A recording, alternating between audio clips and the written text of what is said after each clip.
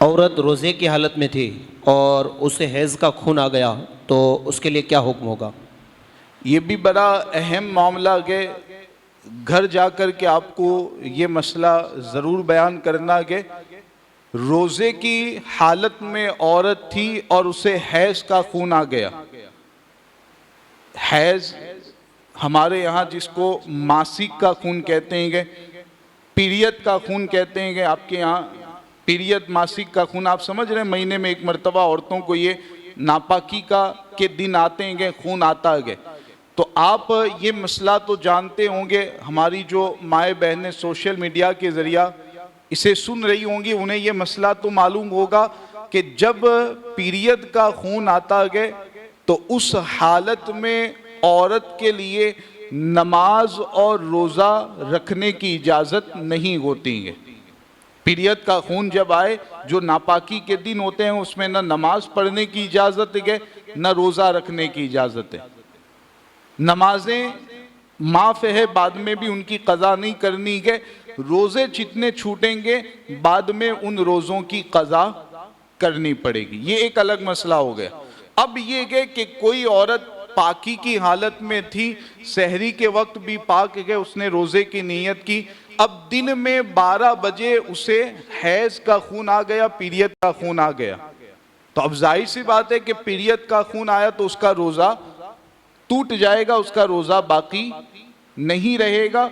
अब जब रोज़ा टूट चुका है तो बाकी जो दिन बचा हुआ है, 12 बजे से लेकर इफ्तारी का जो वक्त है, ये जो बाकी दिन बचा हुआ है, इस बाकी दिन को रोज़ेदार की तरह गुजारना, खाने पीने से बचना, ये बेहतर है कि रोज़ेदार की तरह वो रहे, बाकी दिन भी रोज़ेदार की तरह गुजारे। अलबत्ता अगर खाना पीना चाहती है तो खा पी सकती है, गुनाह नहीं होगा।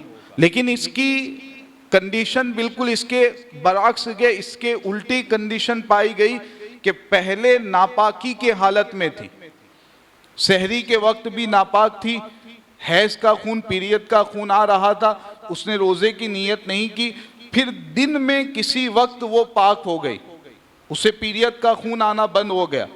जैसे वही मिसाल लेते हैं, 12 बजे उसे पीरियड का खून आना बंद हो गया। पहले नापाक थी, रोज़े की नीयत नहीं की थी, अब पीरियड का खून आना बंद हो गया।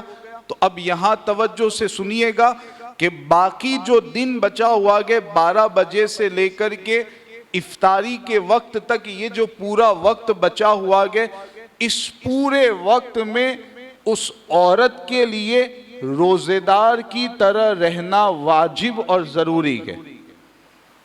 रोज़ेदार की तरह रहना उसके लिए वाजिब है। अब खाना पीना ये उसके लिए मना है, उसके लिए इजाज़त इसकी नहीं रहेगी। जो बाकी दिन बचा हुआ है, रोज़ेदार ही की तरह उसको रहना है।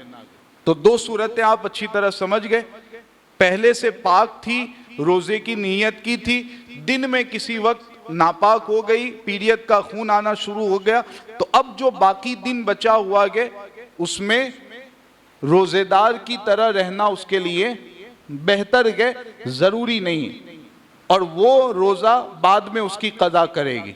और अगर पहले से नापाक थी, दिन में पाक हो गई, तो अब जो बाकी दिन बचा हुआ है उसमें रोज़ा तो उसका सही नहीं होगा, उस दिन के रोज़े की भी बाद में क़ज़ा करनी है, लेकिन जो बाकी दिन बचा हुआ है उसमें रोज़ेदार की तरह रहना उसके लिए वाजिब और ज़रूरी है। रोज़ेदार की तरह रहना पड़ेगा, खाने पीने से उसे दूर रहना उसके लिए ज़रूरी होगा। तो ये दो कंडीशन इसकी है, बिल्कुल अपोजिट दोनों का हुक्म है।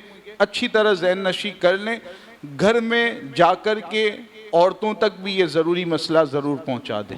माशाअल्लाह, सुभान अल्लाह।